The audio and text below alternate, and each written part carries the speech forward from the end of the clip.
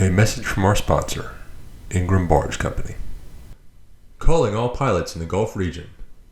Ingram Barge Company is offering a $5,000 sign-on bonus for pilots interested in liveaboard positions. We offer a variety of schedules including 28 and 14, 20 and 10, and 21 and 21. Applicants must have a Master of Towing Vessels license with Inland and Western Rivers endorsements. Ingram offers a competitive benefits package and 401k with company match. Apply today at www.ingrambarge.com.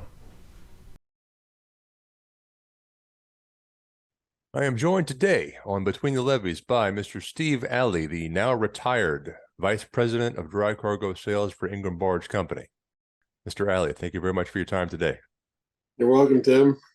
I believe you said you've seen a few episodes. You know the format. Where were you born, sir? I was born in Cincinnati, born and raised in Cincinnati in 1956, second oldest of five. I have a sister and three brothers. One of my brothers is deceased. He died in 2013 of aortic aneurysm. An older brother and then the younger brother and one sister.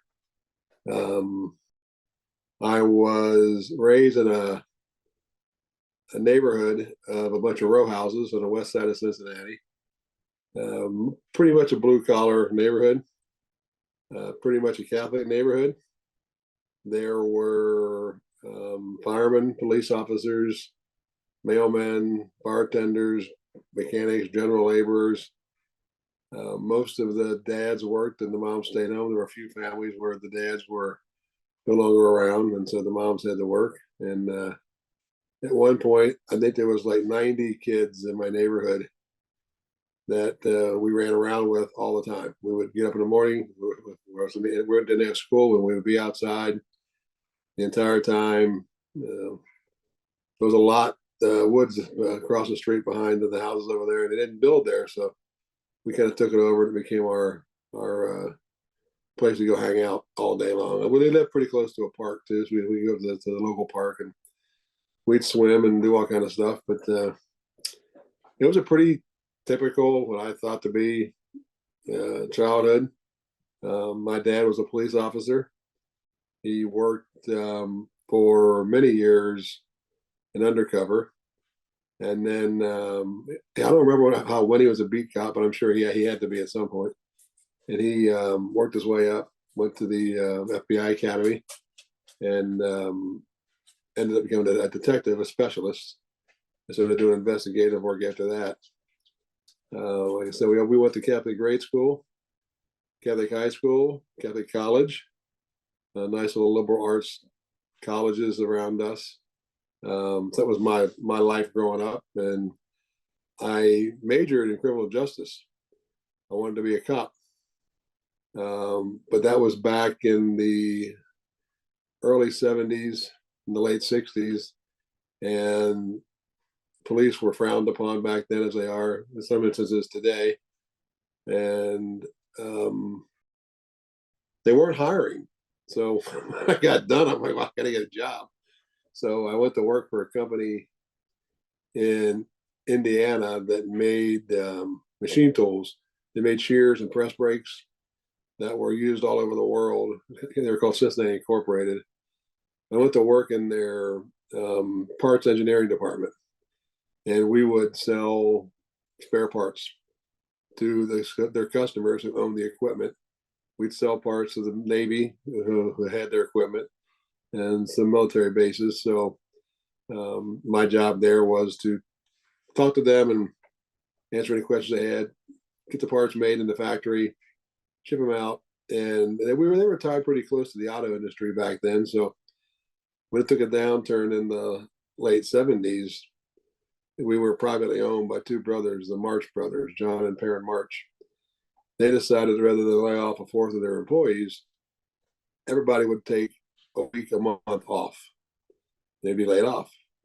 Well, my dad, being a police officer, he had a lot of time on his hands when he wasn't working. So he had what we call today side hustles. He had a painting business and he had a vending business. So when he wasn't working as a police officer, he was filling vending machines. And some of my fondest memories as a kid was riding around on the hump of the passenger side of the Econoline Ford van, driving all over the city and filling vending machines and dragging change out in bags and putting in the back of the truck. Just me and my dad. So he kind of instilled that in me. So at a young age, I was very entrepreneurial. I had two paper routes growing up, not one. I had a grass cutting business, a leaf raking business, and a snow shoveling business. And I was, like I said, there was a lot of kids in the neighborhood, so I lived in a very competitive marketplace. But I had a group of about 15 older couples or women that liked me and knew the family, and they were my customer base. And so I made pretty good money, actually. There was one year when it snowed so bad in the late 60s, early 70s, that my brother and I made more money in 1 week than my dad made in a month as a cop. So we would come home and mom would go, here you go. And we give mom, whatever it took to help pay for the tuition for the schools and all that. So that's it. So anyway, he instilled that in me. So when this week a month came was a layoff, I started 3 businesses. I bought a couple of pressure washers, had a big Suburban, and I contracted with some of the local school systems to bring a team out every weekend or evening and pressure wash their school buses, wash them and wax them on their site with their water and their electricity, just our chemicals and our equipment. And I had about a dozen contracts, and I kept doing that. Once we went back to business, working full time, we would do that, and it was really good money. We could rinse, wash, and wax a school bus in like 6 minutes. So you could go out there and hit 80 of them, and then I'd send them a bill, and they'd send me the money, and I had a couple of my brothers work for me, some of their friends, and then I expanded that business and went into the sign business, advertising signs. There was a company down in Alabama who made these 4 by 8 foot advertising signs with a big flashing arrow on top, and I could buy them in bulk. So I would have a tractor trailer load of them shipped to my house, and I would sell them to small companies, mom and pop operators, or I'd rent them out, for a monthly fee. And I had a backyard full of signs. My kids had to play them, and they'd hit friends over. There was just arrow signs off of the backyard. But did that for quite a while. And then because I was involved in this business, I wanted to know what the tax benefits were. So I took the IRS tax classes, got certified to be a tax preparer, started up an income tax service for some small businesses around town.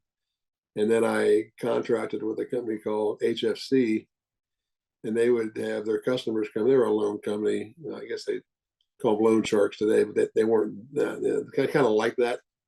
And their customers would come in and they'd fill out their information. I would go around every evening after work and pick up the tax returns, go back to one of the places, do all the tax returns, and then drop them back off. And then I got 75% of the bill, and they got 25% of the bill. I did that not so much to make money in the tax business, but to know all the loopholes that you take advantage of when you had your own businesses. So I did that for a while. And then I was a little concerned about that company I was working for. So I entered a blind ad in the paper years ago. There wasn't an internet. Before we get too far into your barge career, was your mother a homemaker raising 5 kids? My mom stayed at home. I think she had some college, but she didn't really talk much about that. Her mom, my grandmother, moved in with my parents the day they got back from their honeymoon. And she lived with them until she died when I was 15. She lived with us. My mom had a sister who had polio when she was younger. And for a while, she went into the convent for a couple of years, but she was crippled. She couldn't work much. She worked a little bit in an office. She lived with us as well. So we had a 3-bedroom row house. We had a living room, a dining room, a kitchen, and upstairs you had 3 bedrooms, a bedroom, a bathroom, and the 2 bedrooms behind that. So we had what really was 7 of us living in a 1-bath, 3-bedroom house. And my dad eventually finished off the lower level. My brother and I moved down there. and we jury rigged some shower with some hoses and whatever. And plus, we had our own door to come and go, so we got our independence at a very young age. So there was a lot of that, but that wasn't really uncommon. A lot of our neighbors, there were generational people living together, and my neighborhood was mixed. It wasn't Irish or German or Italian or white, or we had a hodgepodge of people that lived there in the neighborhood, and I guess that's what made it so fun. I'm still friends with a lot of those people today because of the internet and Facebook and other kinds of format of technology that you can reach out to people with. So yeah, she was a homemaker. Unfortunately, she died young. My mom was 67, and she died of what started out as small cell lung cancer.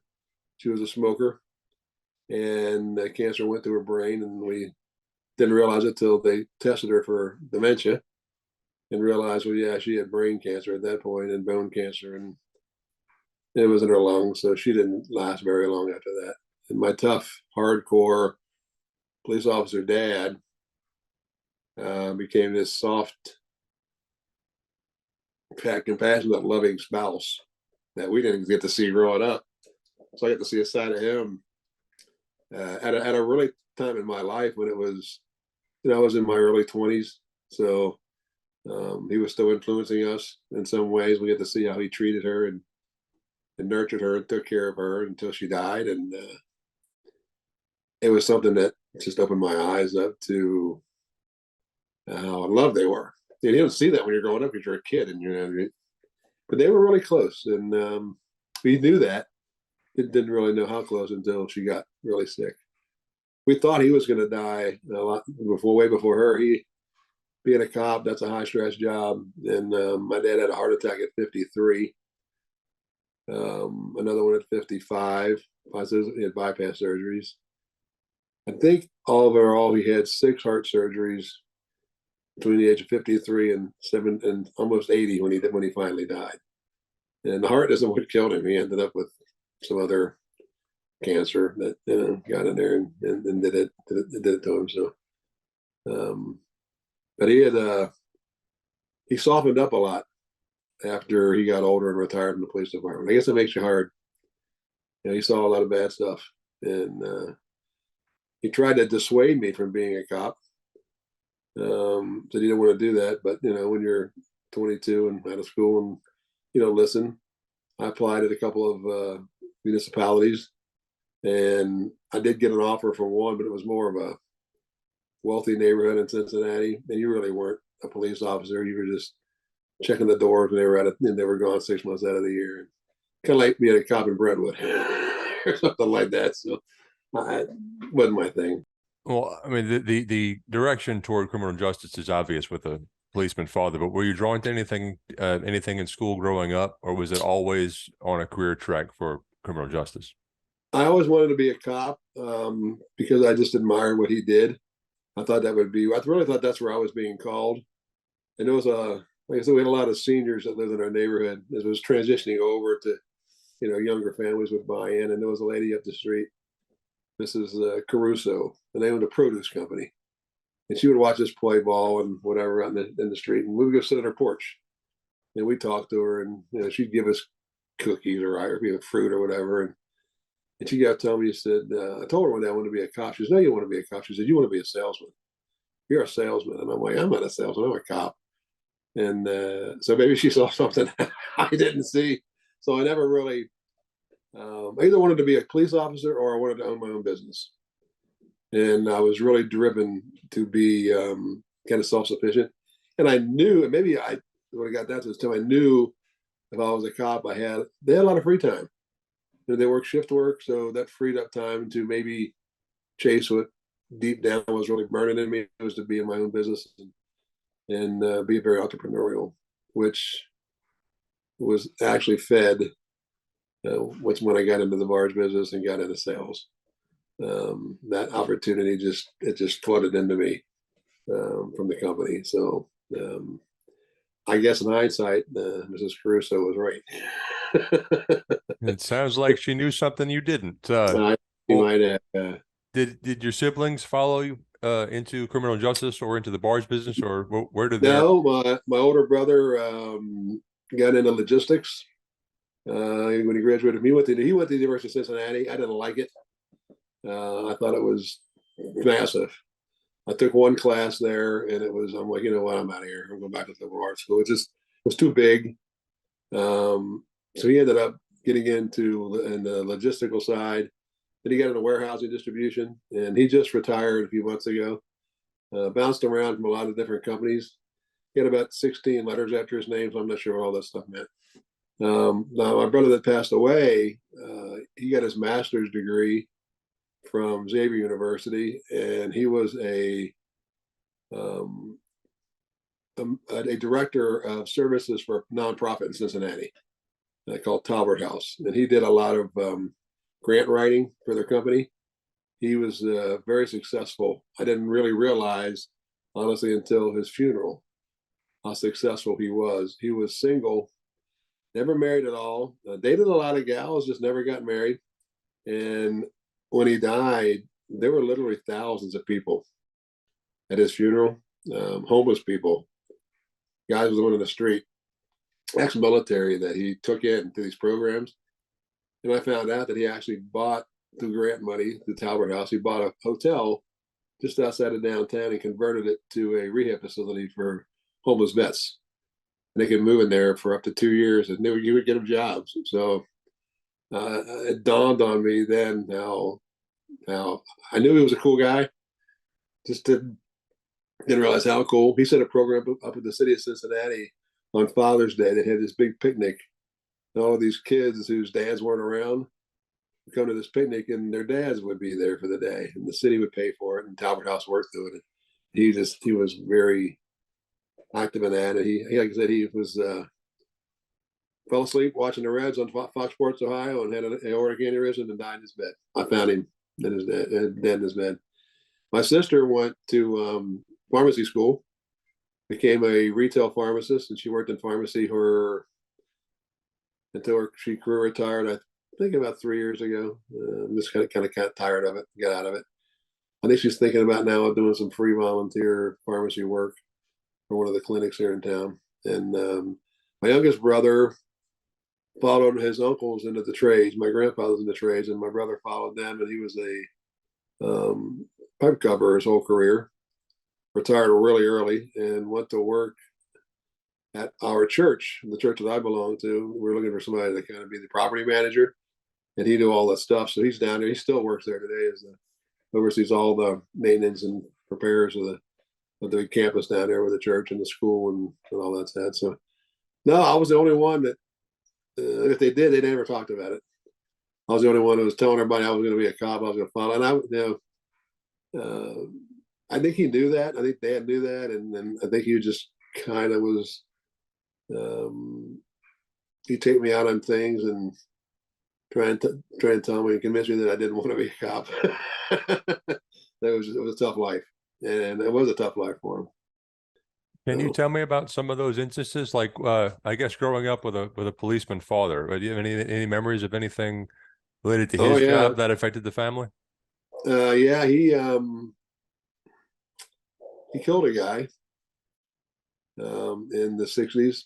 Was robbing a business, and he chased him down through the woods just in the park, and guy pulled a gun out, and my dad shot him and killed him. And that affected our family. I think that affected him more, even though he was in the war. He was in the Korean War, and I know he killed people in the war. You just don't realize the individual people you're shooting in the war because you're just shooting. That's how he explained it. But he said, "I know that I shot that guy, and I know that I killed that man." And I think that bothered him till the day he died. I know it did because he and I would talk about that. So yeah, that impacted us. And then there were the riots were going on in the late '60s. And like I said, we lived in a mixed neighborhood in our neighborhoods. So the neighbors were concerned that we're going to get some rioting in the neighborhood. So I slept with a revolver under my pillow for 2 years, and Dad rearranged the bedroom so that my brother and I beds looked down the steps. So if anybody were to come in, they'd have to go up those steps to get to my mom and my sister and my grandma and them. And he taught us at a really young age how to shoot, and how to hunt and all that stuff. And so yeah, there's things that impacted us, but they impacted me, I think, to want to be more like him. And then I guess it probably impacted my brothers just the other direction, to get away from. We had, like I said, he had his handguns and all that he used as a policeman in the cupboard and dining room, and you just didn't open that door. You just didn't go in there. And, it's the way we were raised, and I think if one of us did, it would have been the last time we did. So he was a pretty tough disciplinarian. He was also a judo instructor for the police department. He went to the FBI Academy, so he knew his stuff, and he was really well liked. When he retired, there were police officers from all over the country that came to his party. Then he went to work for a company in Cincinnati called Cincinnati Financial Corporation, and he did security work there, and I guess some part-time fraud investigation, that kind of stuff. He got to be really good friends with the CEO and the owner of the company. And being a public servant, you don't have a lot of money. They didn't make a lot of money, but he had a little bit saved up. And one day, Mr. Schiff, who was the CEO, asked Dad, "Do you have any money saved up?" And I said, "Yeah, a little bit." He said, "Well, give me $10,000. Dad's like, "All right, I'll trust you." So he gave him the money, and a year later, he said, "Ralph, I need 10,000 more." So over 5 years, my dad gave him about 50 grand. And when Dad retired after 10 years of being there, Mr. Schiff gave him this stock that he'd been buying all these years, in Cincinnati Financial Corporation stock. And my dad had probably $750,000 of the CFC stock when he retired. So he made more money the last 10 years of his life than his whole career. So that money has enabled the family to set up some stuff, some trust and things like that. So it's pretty cool. Pretty cool legacy he left. One he didn't think he was going to ever have a chance to leave. So a big influence on me. Sure. Huge influence. After Mom died, he got a girlfriend, and they ran around the different places, and he had fun. And she was right there in the front row when we had his funeral. So, Well, good memories. without a doubt. So, fast forward back, you answered blindly to an ad. What did that ad read, and who was it for? It was for the Ohio River Company. They were looking for someone to come in and design a maintenance program, a PM program for the towboats. And I had just done that in this other company and actually created a PM program that we sold. We would sell these programs to our customers. So you would get certain parts every month that we know we're going to wear out and need repaired. Need to be replaced. And inside that package, we sold them service contracts where we had there's probably 300 guys out there and that worked for the company that were service techs, traveled all over the country and fixed all the equipment. So for your annual fee, you got certain number of parts, and you got priority service from our service guys. So they would be there the same day. We would fly parts all over the country. So I had some experience in creating one for that company. So I just my resume, dropped it in the mail. It was downtown. If I got it, I could actually take the bus to work. Public service bus system. We live so close to that. Answered an ad and interviewed three or four different times, and got an offer and went to work for Ohio River Company in February of '84 in their vessel engineering department. I worked for a guy named Captain Tom Dyer, who some people who will listen to this podcast will remember him. He was my first boss. And I started hopping boats. I get on one boat, identify anything that moved that wasn't made by that was made by a company. I identified all of that, and then I reached out to the manufacturers, came up with maintenance programs for their equipment. And over about a 36 to 42 month period, after riding all the boats, getting all this stuff done, it was somewhat automated. We would mail out to the locks, the dams, or we had a single sideband radio or a VHF radio. We also had a radio station back then, and I would send out codes for them that needed to get done over the next 30 days, and they would mail that back in. And we had a clerk that he just keyed the data in, and then we could trend off of there determine what we needed to plan for dry docks and overhauls and underwater spares and all that stuff. So after about a little over 3 years, they didn't need me. The job was done. So a guy named Steve Frazier, who was the VP of Ops, and who went on to be, I think he was ACO's president for a little while. Then he went out west and ran some barge company up on the rivers in Snake River, whatever that is over there. But he said, go talk to the VP of sales. I think you'd do good in sales. And I'm like, man, I'm not a sales guy, man. I like getting out and getting dirty and, hanging out with the people on the river. So I went up and met with Earl Fagg, and they were happening to have a sales meeting that week. He invited me that night to a dinner that they were having in one of these fancy high-rise, top of the building restaurants in downtown Cincinnati. So I put on, got my only suit that I had, put it on, and went to the sales dinner. And they're eating filet mignon and drinking bourbon and high-end scotch. And I'm trying to save a nickel working in engineering, and they're blowing money left and right. I left there, went home, and my wife said, what do you think? I said, I think I found a new career. So I went to work in the sales department. I worked for a guy named Rick Hyman, who still is in the business. I think Rick works for one of the steel mills up in the Great Lakes now. I think he's probably close to retirement. I worked on the rate desk. So we did costings and analysis and traffic patterns. Did that for a couple of years. And then in the late 80s, Ohio River Company bought Federal Barge Line. And that took them out of the all coal moving business into the covered barge business, into the grain business.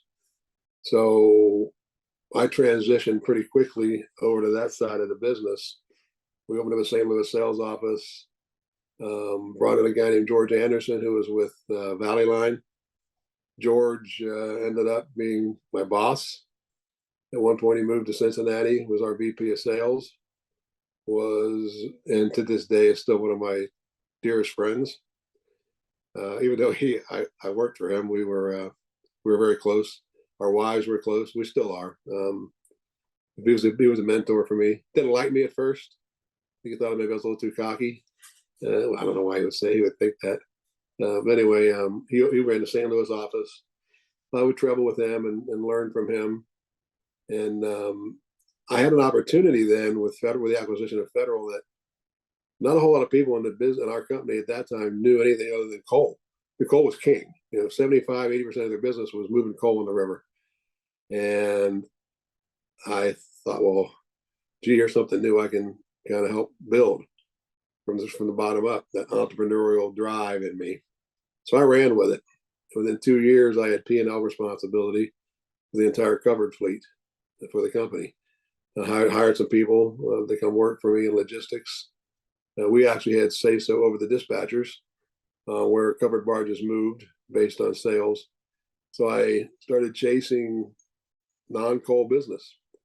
And the first long-term contract I signed was with Olin Corporation, moving salt out of the Cote Blanche mine, which they did not own, to Charleston, Tennessee, on the Hiawassee River above Chattanooga.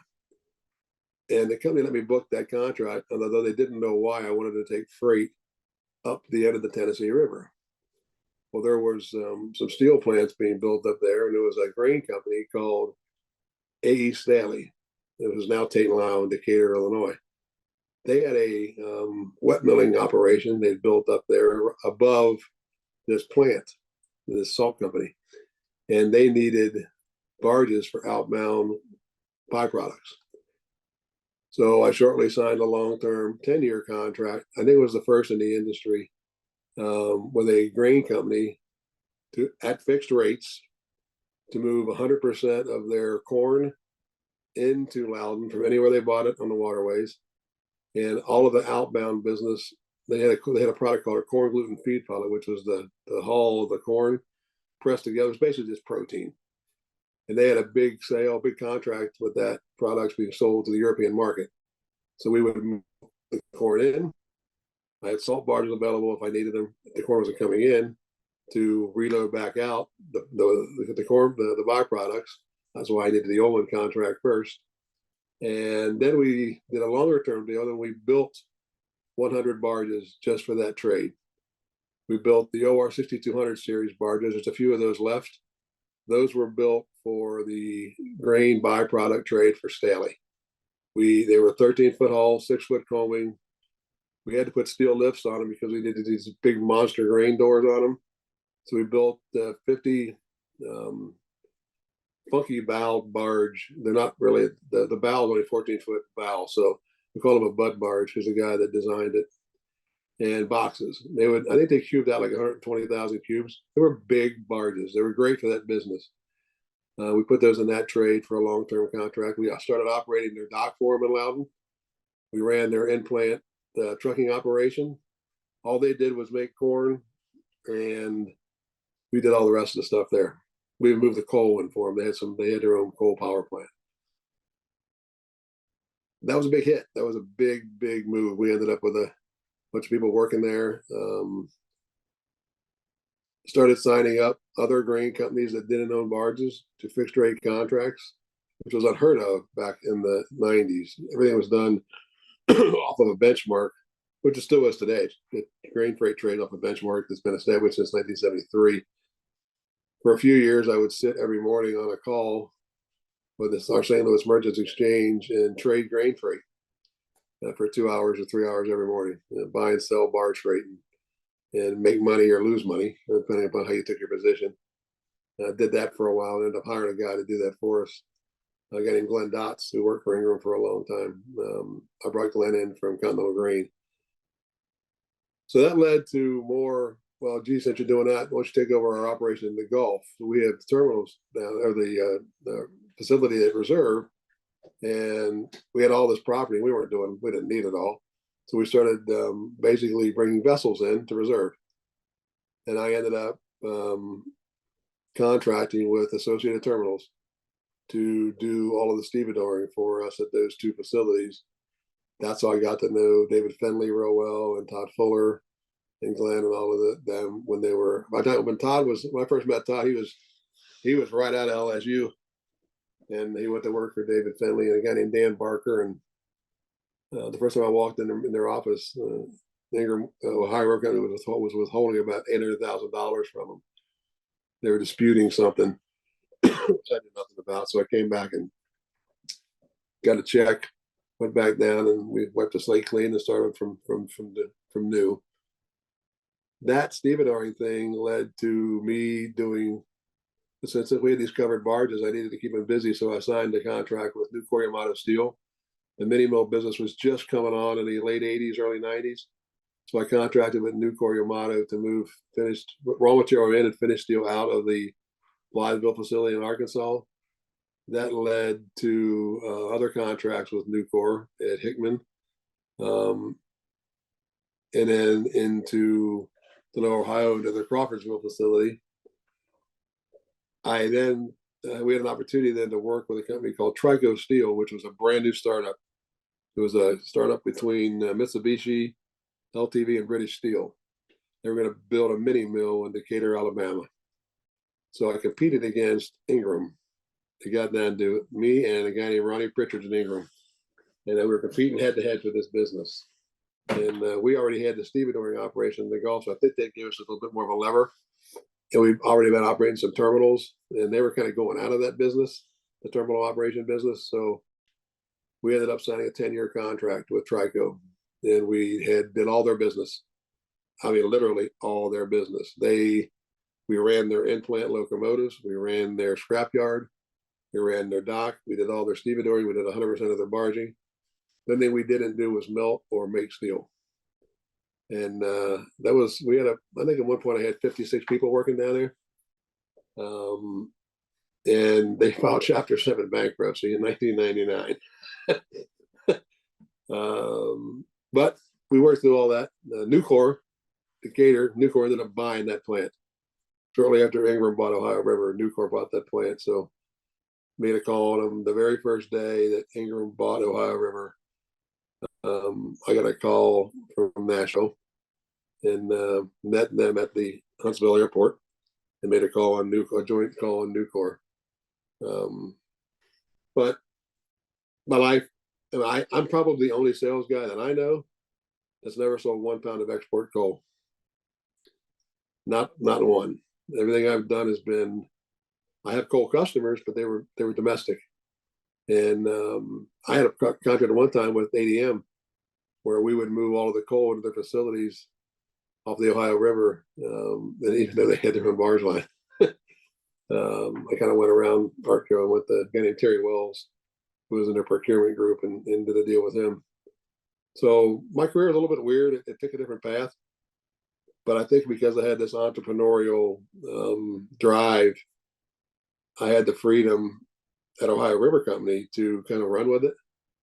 And it didn't make a lot of money initially because I don't know how they had it on the books, but so I started chasing northbound and southbound and lining and looking at laying up traffic pattern and saying let's maximize empty barge, loaded barge days and minimize empty barge movements.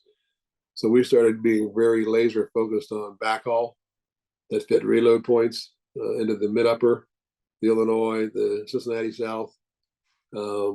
Walked away from some business and just got really laser focused to try and get about 70% utilization on backhaul to forehaul. And it took off. And my career then kind of followed along with that. I got involved in the Tennessee Tombigbee Waterway. We were doing some wood chip business down there and some log business. Had the opportunity to be the chairman of the Tenn-Tom Waterway Development Council for a couple of years. A guy named Don Walden, who actually has a lock named after him, but they can't name it after. They can't make it official because they won't do it till Don's dead. And we'd rather have Don alive still than dead. So he was very instrumental in getting the company and then me involved in the Tenn-Tom. So I was very active until just even last year. When I went to work at Ohio River Company, Jack Geary was the CEO. I think Ingram still has a John D. Geary floating around out there. Jack was a man of men. He had this white hair, this big white mustache, this pipe that came down and turned up, and he smoked this black Cavendish tobacco and his very deep, raspy voice. He looked like somebody important when he walked into a room. And at the Ohio River Company's office, they had this balcony where all the executives sat, and they had truss. I was there that long one day, and I got a call one day from our operations people in Paducah who needed to give some parts to an Ingram boat that had broke down. And I said, fine, just let them in the warehouse, give them what they want, have them sign for it, and we'll send them a bill. And they said, hey. And Mr. Geary called me that Saturday morning. He said, Steve, this is Jack Geary. Did you just talk to somebody at Ingram? I said, yeah, I did. I told them to go to the warehouse, we'll give them what they need, and send them a bill. He said, it doesn't work that way, Steve. He said, we don't work that way in this business. Open the doors, give them what they want. Bronson will turn the assets at a time in the future when to get them replaced. I was all know who Bronson is. He said, Bronson Ingram is Ingram. He is my friend. Yes, sir. So I called the warehouse manager. Just open the doors, give them what they want, but keep a log of what they're taking. And within about 3 or 4 weeks later, the truck pulls up with all replacement parts, and that's how I learned about the uniqueness of the barge business. And it is a unique industry, Tim. It's, you know it. I mean, you're involved in it. It gets in your blood.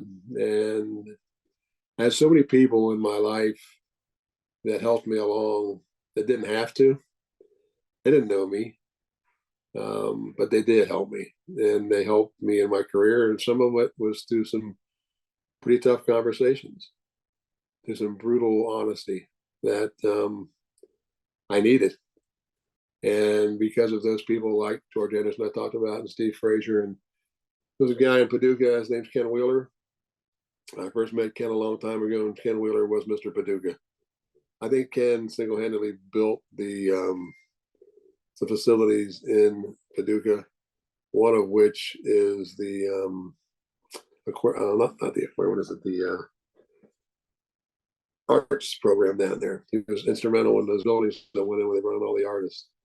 He was very instrumental in the state of Kentucky, building and growing the 2-year schools. And he got me really involved at the state level as well. I'm still involved at the state level in Frankfurt on the Waterway Advisory Board to the governor because of Ken Wheeler.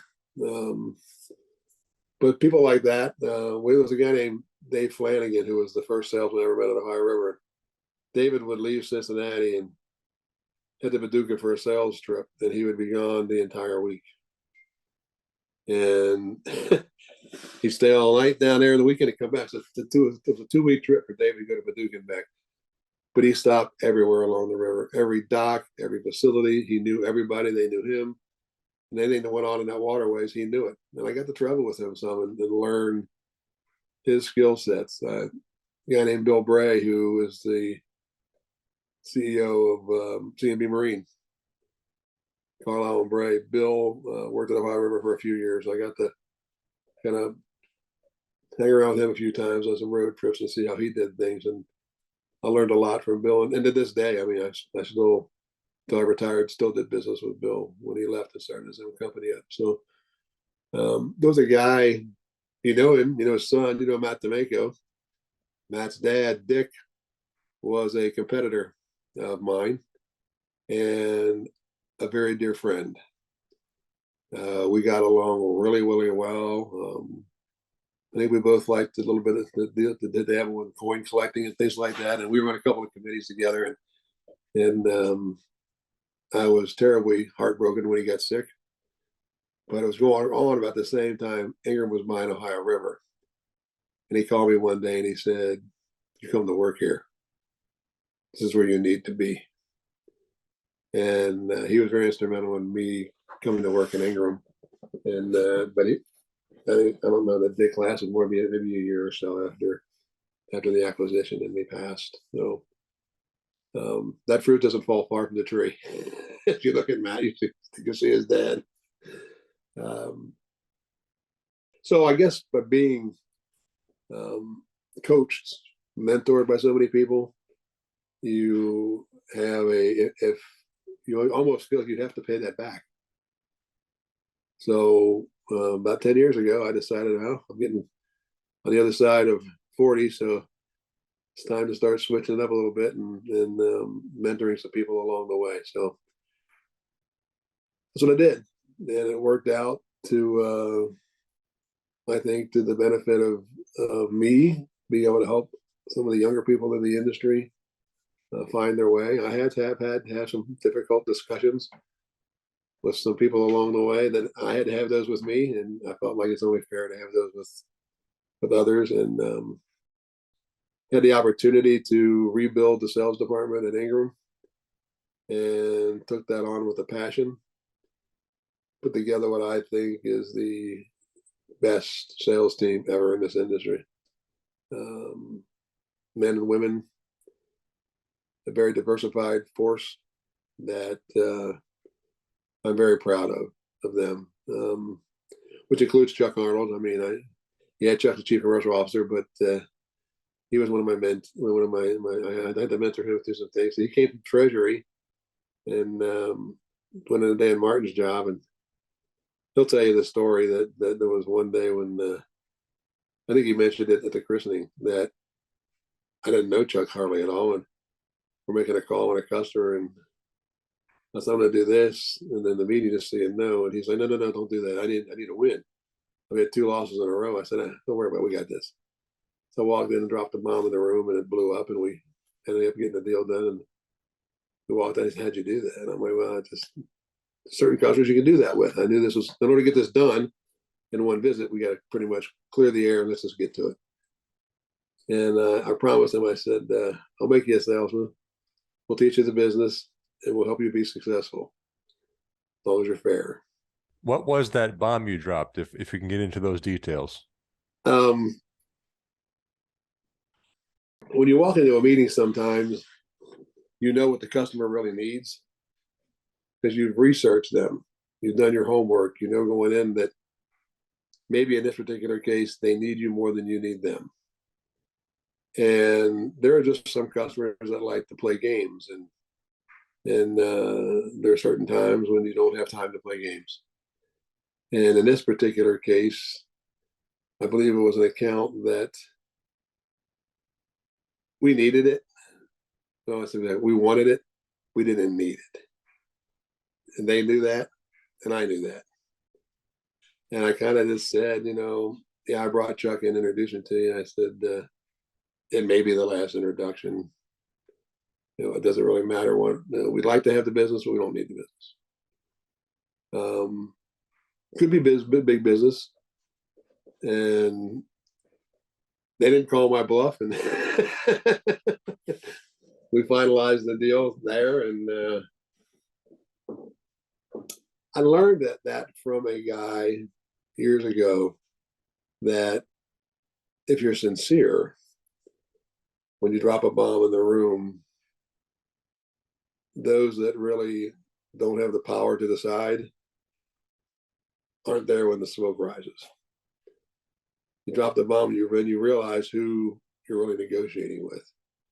And sometimes that's surprising, but necessary in certain circumstances.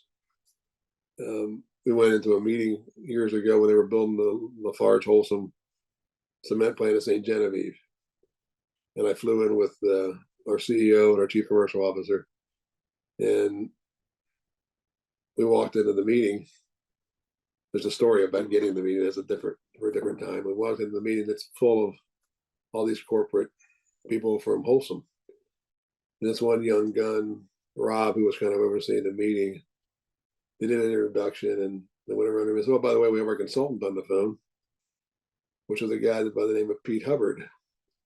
And Pete had retired from Ohio River Company. Pete was probably my biggest mentor. And we went around everyone, and they introduced us. So we introduced you to our consultant, Pete Hubbard. He was on the phone. He wasn't there in the meeting. He said hi to everybody. He said, "How you doing, Steve Areno?" I said, "I'm doing good, Pete. How's Judy?" And this lady interrupted the meeting. She said, "Excuse me. It's supposed to be a level playing field." That's what I'm here to assure you, ma'am, that it's not. Woody, I can tell that. She said, "No, I don't think you would understand." I said, "I did work for Pete for 13 years. I said, and he fired me 17 times. So I guarantee you this playing field's not level." And this young gun, Rob, said, "Well, he said, you guys were the 10th highest bid of all the quotes we got." And my bomb was, "But yet you invited us in." I said, "It doesn't really matter what the rates are, Rob. It doesn't really matter what the terms are. What matters is if this is a good fit for Holcim and for Ingram. We'll get to the rest of it. But if you or we decide it's not a good long-term fit, doesn't matter what the price is. We're not going to do a deal. Let's just make sure we all can bring to the table what best fits both companies. And we'll get to them. We'll get to the number. I'm not worried about the number." And we went on to be pretty good friends. And matter of fact, Tyler worked for him, and I hired him away from them a few years ago. So that's dropping a bomb, gentle bomb, There was another story. Again, I'm not sure what details you can discuss, but there was a dinner you attended with Chuck that I think you had to bail on. Well, it was the same customer, actually. Okay. And they had a new senior level person that came in, and we went to dinner, and the kitchen flooded and the restaurant got closed. We had to go somewhere else. And she was getting mad, and we got down there, and she started defending her company, and Chuck, being the good Ingram trooper he is, started defending Ingram. And we were all drinking. I was drinking tonic water with a twist of lime. See, one of the things you learn in sales is when you get to the restaurant, you find your waiter, the bartender, and you say, "When I order a gin and tonic with a twist, I don't want the gin." And so I was stone sober. Although I could get loud and act like I wasn't, but I was stone sober. And it got a little bit out of control on her part, for the most part, not his. And I said, I think at this point, neither of you are making any sense. So we're just going to end this. We're going to go back to the hotel, and we'll talk about this another day. So we just shut it down and called it a night, and went back to the hotel, and it was good. I mean, he was learning. he was learning the business, and smart guy. He's a very smart guy, very intelligent guy, and very dedicated to the company. And I'm proud, like I said earlier, I'm proud, very proud of what he's achieved. I'm very proud of the team we put together, and I only see great success for Ingram going forward. I think you have an ownership that is committed to the business. They're looking at other ways to improve the company by doing value-added services. I think that's the future. I think that's a big part of the future. You're in the middle of it right now. With ILS, that is going to be the leader. That's going to be the driver going forward, and the barge line will be a piece of that. But anytime you can, and that was always my baby. I always like to do value-added services with customers, so that the barge contract was just the next piece that you had to negotiate. But in the whole scheme of things, partnering with customers was always my driver. Finding ways to grow each other's business together. Like I said, we built 100 barges at one time for Staley. It was unheard of back then to commit to something like that, but the company did it, and Ingram was even more willing. I wish we would have started this thing 15 years ago. I would have been right in the center of ILS or Barge Plus, whatever they're calling it now.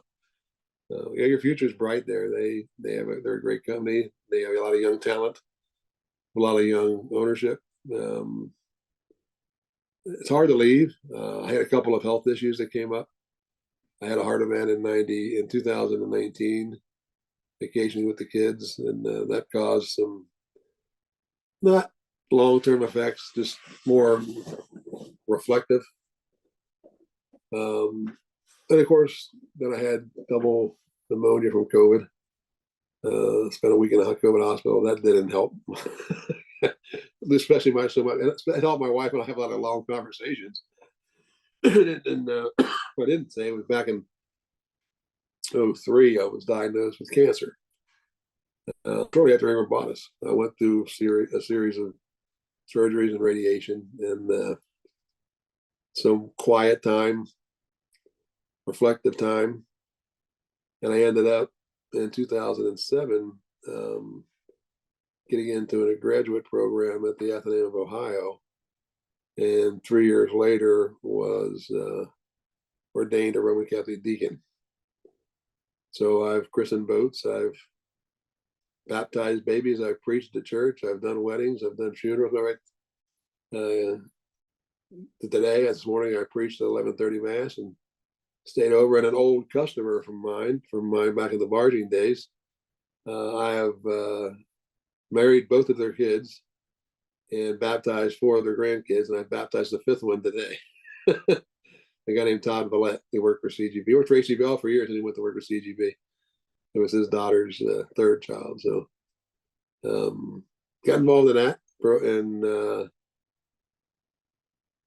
I can tell you that when I wasn't well with the COVID, I know that there were hundreds of people in the industry, hundreds, texting me, emailing me, calling me, and praying for me. That's the industry we work in. That's why it gets into your blood. It becomes a part of who you are. And you don't just walk away from that. You don't just shake that off. There's a lot of competitors that are friends, customers that are friends, employees that are friends. It's just, you're living it too. It's an industry that's very unique, and one that I never imagined myself being in. Never looked back though when I came over. Never crossed my mind to, hey, maybe I still want to be a cop. I didn't. Blessed beyond words. Orange named 2 towboats after me. That's kind of cool. I'm going to get into that. A couple more questions for you, and then we can kind of, I guess, bookend your professional career, and then we'll finish out. Had you ever been near a towboat before you answered that ad? Well, we had a ferry that ran between Cincinnati and Kentucky, so to get to the airport to take the ferry over from where I lived, and the towboats I always thought were a nuisance because they'd stop the ferry from running when the towboats came by. So, or we would go down and fish along the river with my dad at night with a buddy of his, and They would come by. You couldn't even hear them. You could just hear the water like swishing. Like that must be a towboat. And then they would muddy the water up, and we wouldn't catch any fish. So my memories of the river industry weren't fond. Well, Matter of fact, were you able to find time when you were on the boats observing all the mechanics? Did you have some spare time to go kind of sightsee? Well, do you have any good memories of running on those boats for the first time? I absolutely do. I fell in love with the river the first time. I went up the river on I think it was the E40. Got off in Huntington, so actually South Point, Ohio, and it was a chief engineer named Jim Pinkerman. And Jim was originally one of the engineer on the Orco, the old paddle wheel Orco that caught fire and sank in downtown Cincinnati. So I met him that day, and he was overhauling one of the Fairbanks Morris boats, and I was on the Fairbanks Morris boat checking in, checking all the parts, and he's made a comment that, well, I guess I have to go over here to get some help from one of these laborers to help me work on these gearboxes that I'm overhauling. I said, oh, I'll help you. He said, put them coveralls on over there. So I put the coveralls on, and 4 days later, we finished overhauling the boat. Slept on it, stayed on it, ate on it. And from that point, yeah, fell in love with it. Met some, I got baptized on the river. We had a Red Circle unit, which was ocean going barges and boats too. We had 3 of them, and 2 of them were self unloaders, and one just ran grain back and forth between San Juan and the U.S. Well, the self unloaders ran phosphate rock from our Tampa terminal to Uncle Sam, and they were massive. Oh, I didn't know that at the time. I was a baby. I went up to Uncle Sam with the port engineer, jumped on the barge, which was about 600 feet long, but it was level with the dock. Jumped on, climbed down in the bowels of the barge, had this conveyor system all over it.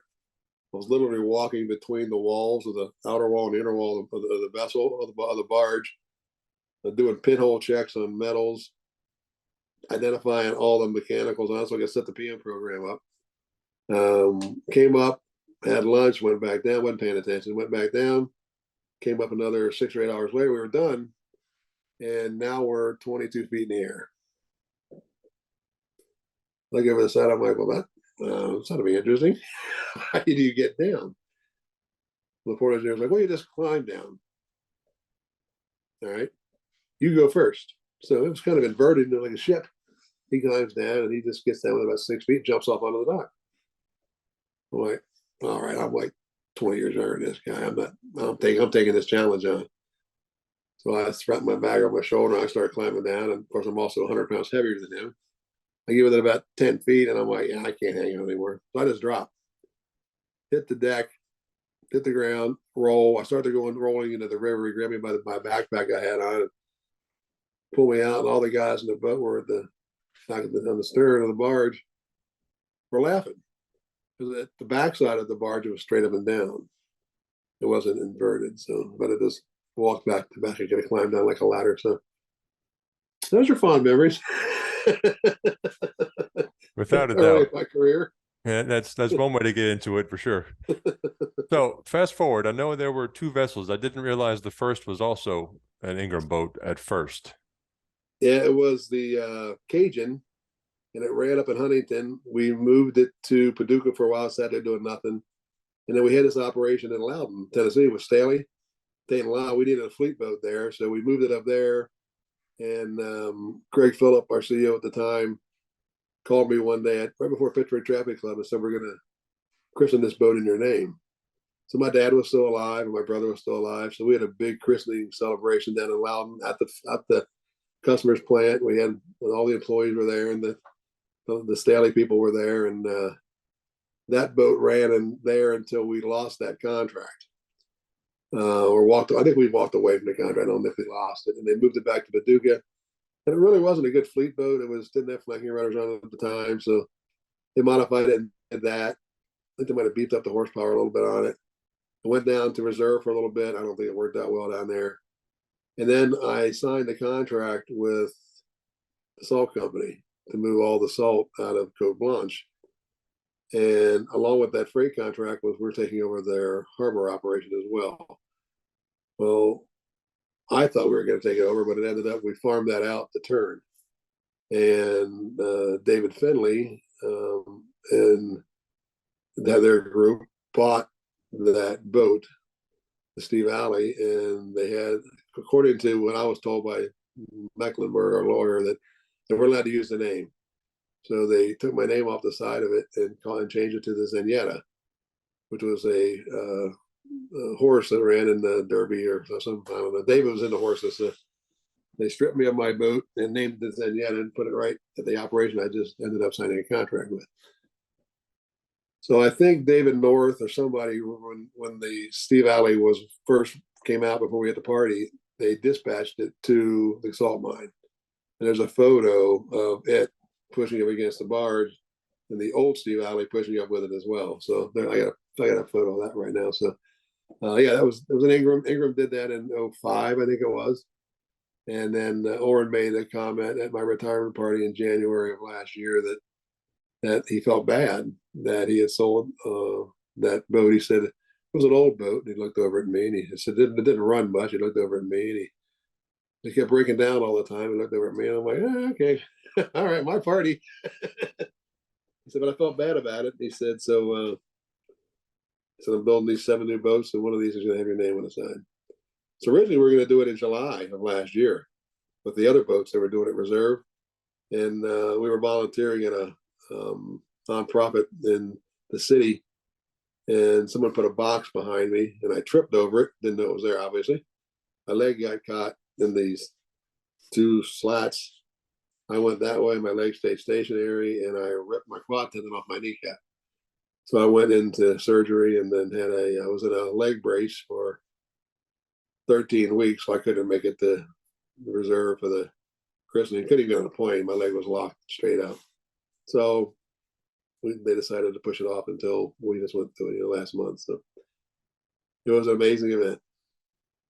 Absolutely humbling beyond words. So I can never repay the thanks I have for the Ingram family for doing that. There's no greater legacy in this industry that we love beyond that. That's it. Sure. Yeah. So they have it done twice. I have looking at the old one and the new one right now on my wall. They're sitting there side by side. So at that point, I might as well retire. Not a lot else to do, right? Sure, without a doubt. Well, look, one more question, and we'll call this one a wrap. Do you have Sure. any final messages? I know, of course, you're passionate for the industry, just like mine, as you said. But do you have a message for new people coming in from shoreside and on the marine end? Yeah, I do. I would say learn this business. This business is historic. This business is the least expensive to operate in. This business is the cleanest business to operate in. So if you have a heart for that, this business is one that doesn't move fast. So if you're in a fast-paced environment, this isn't for you. But the barge business is unlike any business I've ever been involved with. It is full of selfless, hardworking, dedicated American people, Americans that love their country, they love their families, they give up so much of their time to do what we do. And it's a bit of a thankless industry, but it's also such a rewarding industry. The things that we know that what we do saves this country money, lots and lots of money. And it's a fun business. People don't know a lot about boats and barges. So, you get the opportunity to give back. Go to the local grade schools and take a little towboat model with you and help educate them on what we do for a living. If you like fast paced, high tech, we ain't it. We're not going to be. If you want a place that you can call home, you can work hard and you can be a cop's son, and through the help of many people, become the vice president of sales for the largest barge line, if I can do it, anybody can do it. I'm not the brightest guy out there, but there are people willing to help everyone along the way. And we're there. And that's kind of what the industry is. We help each other. And through that, we grow together. And this industry has always had my back. There's people in this industry I know I can call anytime for personal reasons as well as business reasons. And that's just the way this business is. Like I said, I love it. I always have when I got in it. If you're a bit self-centered and driven, you probably aren't going to succeed because of the people that work in our business. They see through that. We see through the phoniness, and those people have come and gone. The ones that are true to their beliefs, true to their heart, true to their faith, true to their country, those are the people that work in our business. And that's who I want to associate myself with. And like I said, I was glad I answered that blind ad in 1983, and I'm forever indebted to so many people. The list I can't even. I was writing a list the other day of the names that popped up as I was writing this. They're all gone, but they had a major impact in my life and in my career. And you can be crazy successful in this business. And the success is not just your bank account. And although you get one nice one of this too, if you're focused on what you're doing in the industry and in the company. I've always wondered before I went to work for Ingram, I wondered why do people that I know that went to work there never leave? I had friends that left the company we were at and went to work over there. I could never figure out, well, why are you so content there until I went to work there. And I met Orrin, and I met his mom and his brother John, and then I met the boys and the people that work there. It's a true family culture. I can tell you some stories about Orrin when we were together in a car, which I will not. But trust me when I tell you that this man has a huge heart. He absolutely loves the company and the people there. They truly do. And they don't just say it, they live it. And I've experienced it. I've seen it. When I had the heart attack, I texted him, and I think Chuck and somebody else and said, I'm going to be out next week. Having a heart event, going to the Knoxville airport, Knoxville hospital. And my wife was in the front seat, and I think Chuck called her and said, take Steve to the Knoxville airport. We're going to fly the plane over with a cardiac team to bring him back to Vanderbilt. Who does that? And I said, no, we're not, because I was in denial. So, in hindsight, probably would have been the best idea, but we didn't do that. So my point is that it's not just Ingram. There's other companies in our business too that are the same way. Been around a long time, and they're honest, they're faithful, they're truthful, and you can't not do this and not love it. Because you're just not going to do it. Then you're going to get out of it. And once you get that water in your blood, muddy as it is sometimes, it doesn't leave. It just stays there, and that's great. I think that's wonderful. I'm eternally grateful for the opportunity I had at Ohio River, but more so at Ingram. Best move I made was when they made me an offer to come to work for Ingram, and I said yes. There's Dan Mecklenburg, Bill Morelli, Dick Tomeko, Ronnie Pritchard, a whole group of them, Dan Martin. Yeah, I mean, it was just all the pressure to just check it out, just see it, try it. Best career move I ever made, hands down. Well, Mr. Alley, I think that'll just about do it. I do appreciate your time today. You're welcome, my friend. It took a few months to get this done, but when you retire, you get busy. We'll keep in touch. If I do anything, Tim, holler at me, buddy. Thanks a lot. Take care. You bet. You too. Bye.